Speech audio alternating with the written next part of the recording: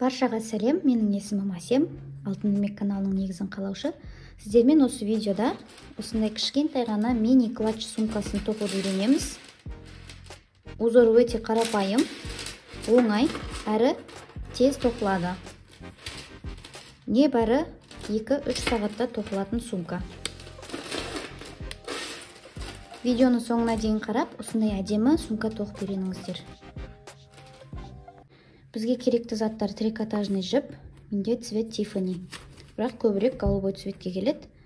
2 ашылатын кольцо, 2 магнитный кнопка, карабиндегі цеп, немесе өздеріңіз тоқсаңыздар болады. Основной тоқуға 6 номерлі крючок, көмекші ретінде 4-4,5 және қайшы керек. Жұмысымызды жіпті осылай ашып алудан бастаймыз. Және осылай кішкене тартып отырып тоқимыз. 45 воздушный петля аламыз. Петляларыңызды барынша қысып тоқыңыздар.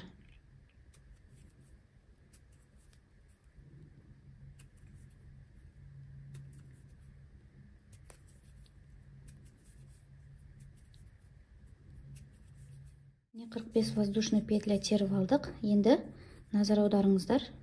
Мына жіптің кесілген жағы сыртқа қарап тұру керек.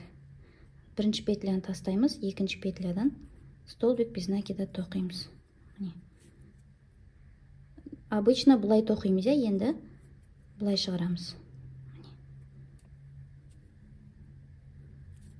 Енді узор тоқуға көшеміз. Осы бірінші қатардан сразу узор тоқимыз. Жіптің кесілген жағы сыртқа қарап тұрады. Бір петля тастаймыз, одан кейінгі петлядан столбик без накида тоқимыз. Длинный, ұзын столбик шығарып аламыз. Енді мұнан ұстап тұрып, жұмыс петлямыз шығарамыз. Столбик без накида тоқыдық. Енді мұны қалып кеткен петлядан столбик без накида тоқимыз. Дәл осылай ұзын столбик тоқимыз. Енді мұнан ұстап тұрып шығарамыз. Бұл бірінші раппорт кетті. Дәл осылай қайталаймыз. Мұна бір петля тастаймыз, келесінен ұзын столбик без накида тоқимыз. Егер мыналарыңыз дұрыс болмаса, қолмен дұрыстап жіберуге болады. Ұстап тұрамыз мынаны, мына жіпті қарап тұрсыздар, көріп тұрсыздар ғой, мынау крючокты петляның артынан алып шығып жатырмын. Енді астындағы қалған петлядан столбик без накида тоқимыз. Ұстап тұрып, бізде уже 2 раппорт кетті. Қатардың соңына дейін дәл осылай тоқимыз. Бізде жалпы 21 раппорт узор болу керек. Бір петля қалдырамыз, келесінен ұзын столбик без накида тоқимыз. Ұстап тұрып, петлямызды шығарамыз. Қалған астында қалдырып кеткен петлядан тағы да столбик без накида тоқимыз.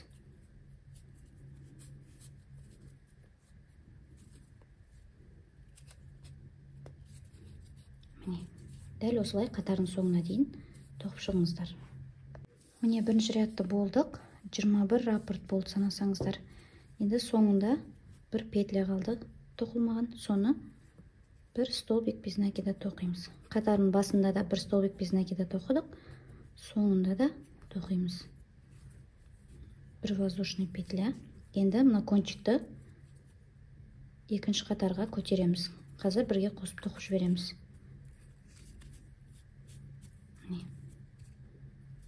Дәл жаңағы қатардағы узорлар қайталанады. Бірінші столбикті жаңағыдай бір столбик без накида тоқып аламыз. Мына кончикті ұстап отырып, қосып тоқып кетеміз. Енді дәл астыңғы қатардағыдай узор қайталанады. Бір петля қалдырамыз, екіншісінен столбик без накида тоқимыз. Ұзын столбик. Ұстап тұрып, жұмыс жібіміз шығарамыз. Енді қалдырып кеткен петлядан тағы да ұзын столбик без накида тоқимыз. біреуді қалдырамыз, келесінен столбик без накида. Қалып кеткен жерден тағы бір ұзын столбик без накида. Міне, дәл осылай қатардың соңына дейін. Бұл екінші қатарда да 21 раппорт болады. Осылайнан общий 16 қатар тоқимыз. Қазір біз екінші қатар тоқып жатырмыз. Жалпы 16 қатар болу керек. Міне 16 ряд тоқып алдық. Санайтын болсақ, былай парымен санасақ, 1, 2, 3, 4, 5, 6, 7, 8. 8 парымыз 16 ряд болады. Өлшеп көрейік. Ұзындығы 37 сантиметр, биіктігі 20 сантиметр. Бұл сіздерде әртүрлі шығуы мүмкін, өйткені сіздердің тоқу тығыздықтарыңызға байланысты. Сумкамыздың мына жағы клапан болады. Мына біздің жұмыс жібіміз, осы жақты қазір қосып тоқитын боламыз. Ол үшін алдымен мына жақтан екі жаннан 16 петлядан өлшеп маркер қойып аламыз. Міне 16-шы и екінші жаннан да дәл осылай 16-шы петлядан маркер қоямыз. Міне маркер қойып алдық екі жаннан. Енді сумкамызды бұлай беттестіреміз. Бұл біздің сумкамыздың ішкі жағы болады. Бір воздушный петля жасаймыз. И маркерден кейінгі неден бастап, петлядан бастап тоқимыз. Ол үшін алдымен крючок тұрған жақтағы беттен, бірінші петлядан, екі косичка тұр ғой, соның ішкі жағынан, яғни сыртқы жағынан алып тоқимыз. Маркерден кейінгінің ішкі жағынан аламыз. Столбик без накида тоқимыз. Келесіден, міне, дәл осылай қатарын, петлялар біткенше тоқып шығамыз.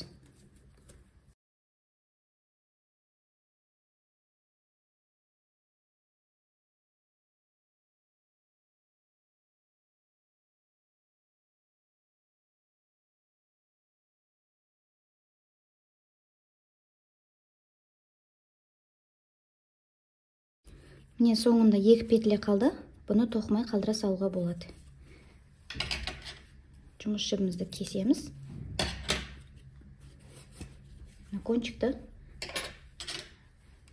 Кончигін жасырамыз.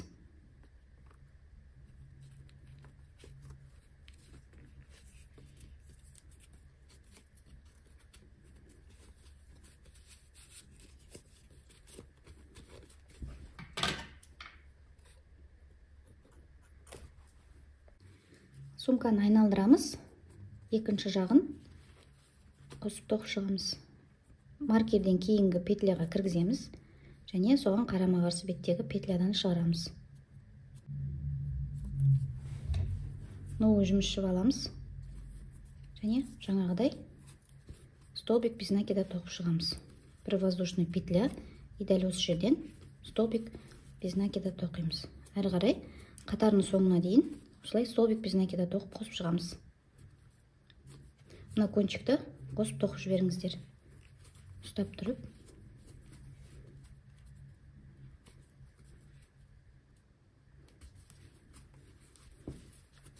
Бұл бетінде де мына жердегі қалған екі петляны соңғысын тоқымай қоюға болады.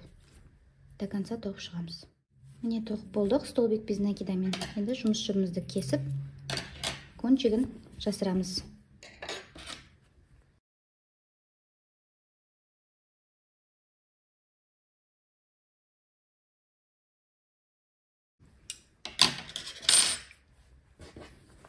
Енді сумкамыздың оң жақ бетін аударамыз.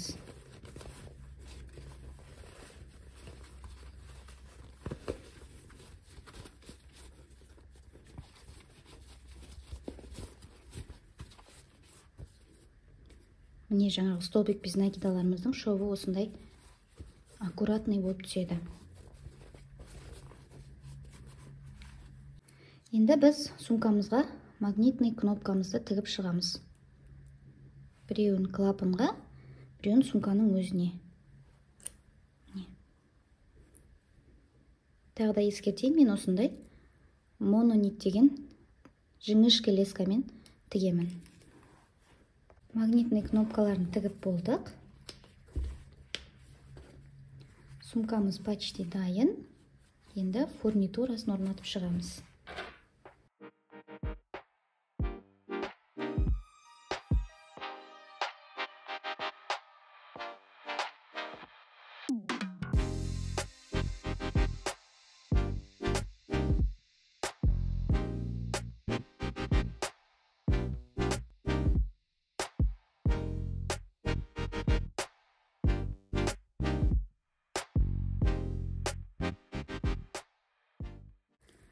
Міне біздің сумкамыз дайын. Мына кольцоны сумканың шетіне қоюға да болады. Бұлай тақсаңыздар да болады. Бауын қысқа етіп емес, ұзын етіп тақсаңыздар да болады.